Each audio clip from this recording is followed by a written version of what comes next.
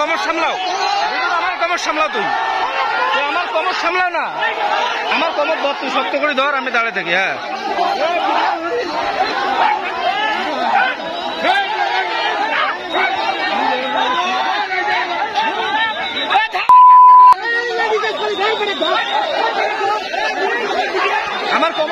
এভাবে একজন খুনিকে পুলিশের কাছ থেকে ছিনিয়ে নেওয়ার চেষ্টা করছে এলাকাবাসী। ওই খুনির নাম মধু। তার বাড়ি লালমনিরহাটের আদিতমারি উপজেলার ভাদা ইউনিয়নের রুহানীনগর এলাকায়।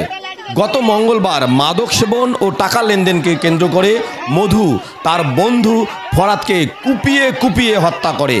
খুনি মধুকে নিয়ে পুলিশ ঘটনাস্থলে গেলে এলাকাবাসী ক্ষিপ্ত হয়ে মধুর উপর হামলা চালায়। এতে পুলিশ বাধা দিলে পুলিশের কাছ থেকে খুনি মধুকে ছিনিয়ে নেওয়ার চেষ্টা করেন এলাকাবাসী।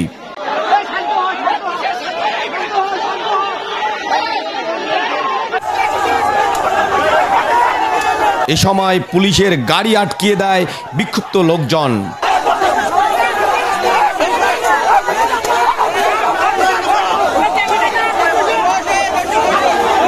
পরে আদিতমারি উপজেলা পরিষদের চেয়ারম্যান ঘটনাস্থলে গিয়ে প্রায় 1 ঘন্টা চেষ্টা চালিয়ে পরিস্থিতি শান্ত করে।